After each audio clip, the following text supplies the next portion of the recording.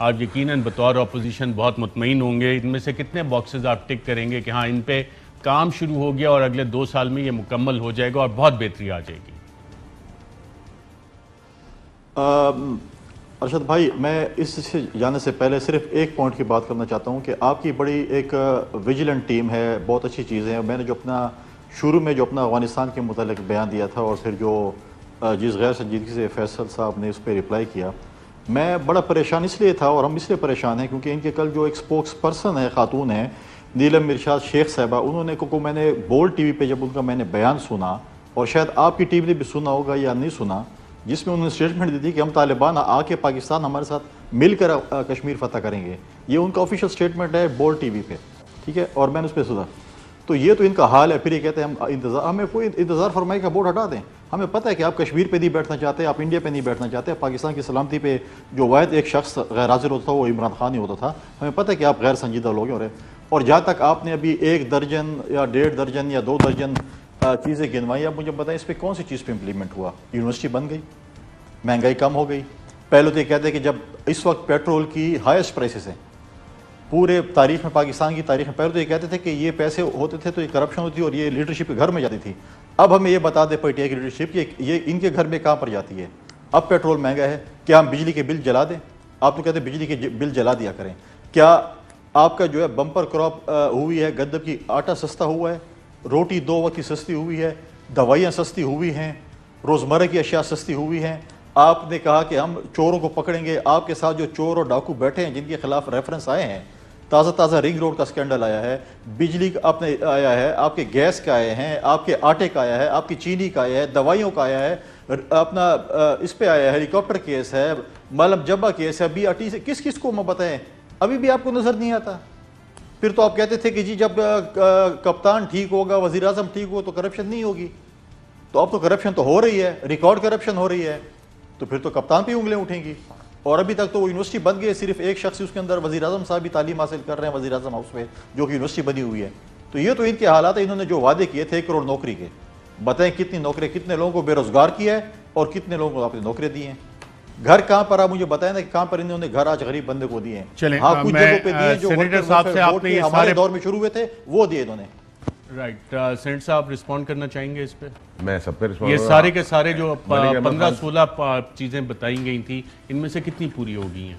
अर्शद, अब देखें, आपने 18 चीज़ों का जिक्र किया है, 1.5 दर्जन। मैं 1.5 दर्जन ही चीज़ें आपको गिनवा देता हूँ, ताकि आप 150 की लिस्ट देते तो मैं 150 गिनवाता।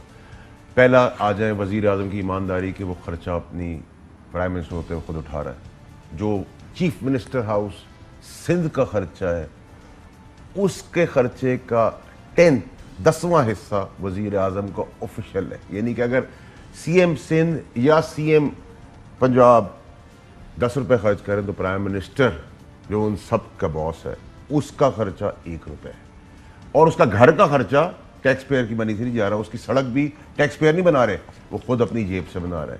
सिक्योरिटी भी 72 गाड़ियों का काफिला लेके चला, 4 गाड़ियों का काफिला लेके चला, वो भी ब्लू बुक के अलावा चांस नहीं, वरना कोशिश करते हैं खुद चला ले या चले जाए। ठीक है जी। फिर आ जाए इंटरनेशनल फोरम्स पे कश्मीर का मुद्दा उठाया, किसने आंखों में आंखें डाल के बात की आज तक?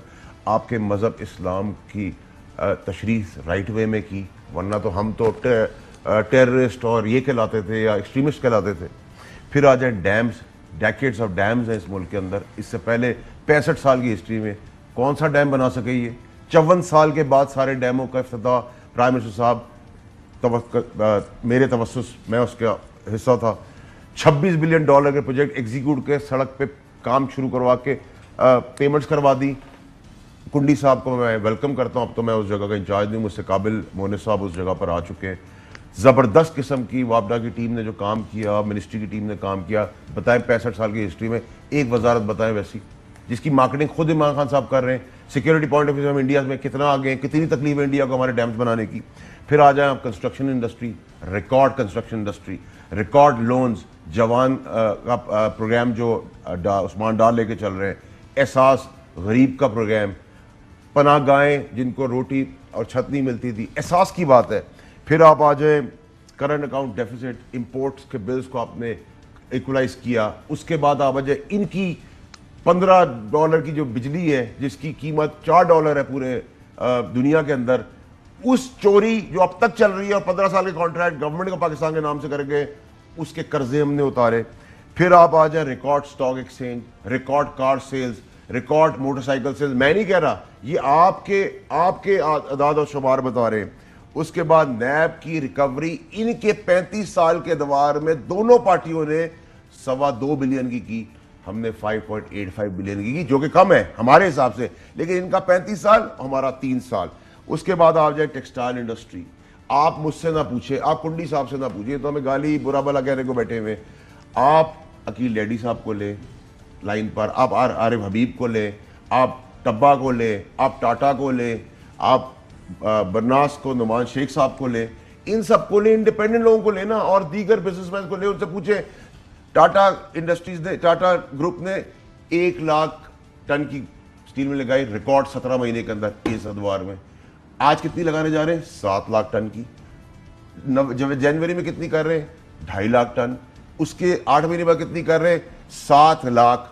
ये कैसे ग्रोथ हो रही है? ये नौकरियां किसको जा रही हैं? फैसलाबाद और बड़े बड़े शहरों में आपका लेबर मौजूद नहीं है। मैंने आपको एग्जैक्टली 18 सवालों के 18 जवाब दिए। एक मिनट जैसे साहब, अब मेरा कुंडी साहब से एक सवाल है सर, 20 साल की हुकूमत है, कुत्ते मारने की दवाइयों के जो पैसे खाए, चलिए मैं कुंडी साहब की तरफ भी जाऊंगा। मलिक अहमद खान साहब, आपसे ही मेरा ये सवाल है, आपने सेनेटर साहब को भी सुना, उन्होंने 18 अलग अपने पॉइंट्स बताए हैं। वजीर आजम की 18 तकरीबन 15-16 हमने बताई थी कि ये वादे हुए थे। आप समझते हैं कि कुछ बेहतरी की तरफ चीज़ें जा रही हैं, और कौन कौन से वादे आपको पूरे होते नजर है? और सेनेटर साहब ने जितनी चीज़ें गिनवाई हैं, इससे तो आप यकीनन इम्प्रेस हुए होंगे बहुत ज़्यादा।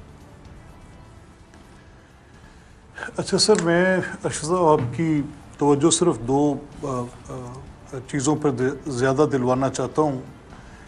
देखिए, 1.8 मिलियन पीपल जो those who have fell jobless in 3 सालों में, ये एक बड़ा अलार्मिंग फिगर है। पता नहीं कौन सी एम्प्लॉयमेंट क्रिएट की है। ये तो फर्दर इन्होंने नीचे जो ये फिगर्स हैं, ये तो बिल्कुल एक तबाही की निशानदेही करते हैं। और 20 million people have gone below the poverty line, और ये मेरा फिगर नहीं है, ये स्टेटिस्टिक्स इनके ब्यूरो ऑफ स्टेटिस्टिक्स के हैं।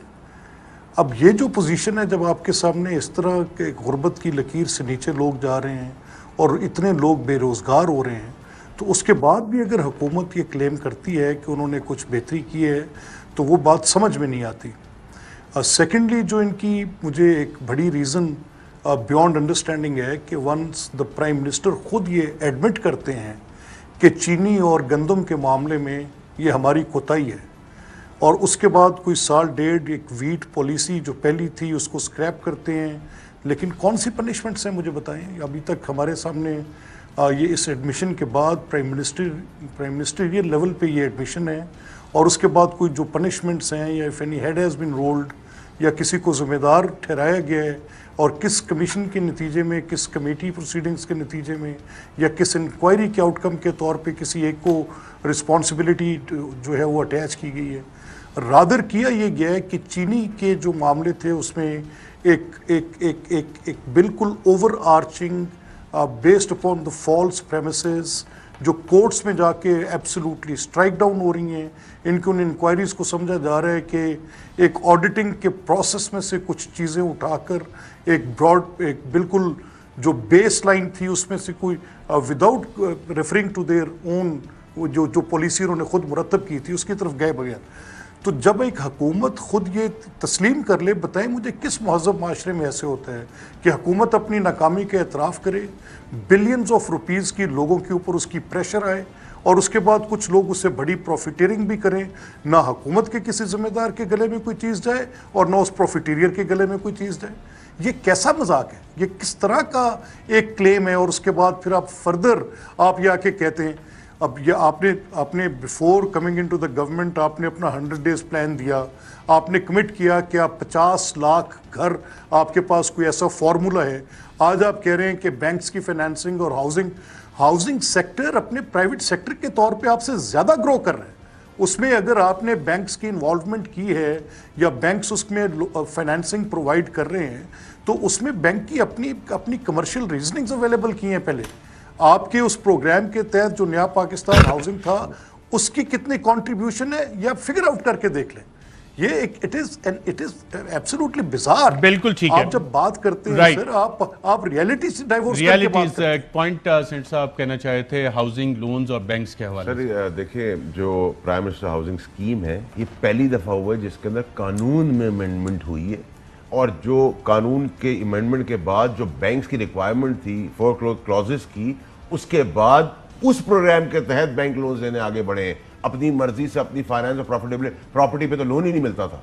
मैं मलिक अहमद साहब को चाहता हूं कि वो लॉयर भी हैं, साथ बैठ जाए, फिगर्स भी बैठ जाते, पेपर्स भी बैठ जाते हैं। ठीक है, लेकिन जो एक मलिक अहमद खान साहब ने बड़ा सवाल उठाया, एहतसाब तहरीक इंसाफ का नारा था, एहतसाब के अमल में कहाँ तक क्या अचीवमेंट हुई, इस पर भी बात करेंगे। अहम तरीन खबरें अब एक क्लिक की दूरी पर, हर लम्हा बाखबर रहने के लिए सब्सक्राइब करें हमारा YouTube चैनल। अपने मोबाइल फोन से मुल्की और बैनुल अक़वामी अहम खबरों तक रसाई के लिए डाउनलोड कीजिए मोबाइल ऐप। बामसूख जराए से मुसद्दिका खबरों, तज्जियों और तबसरों से मुस्तफीद होने के लिए विजिट कीजिए पाकिस्तान की सबसे बड़ी न्यूज वेबसाइट। ARY न्यूज पहुंचा रहा है खबरें सबसे पहले आप तक, ताकि आप रहें हर लम्हा बाखबर।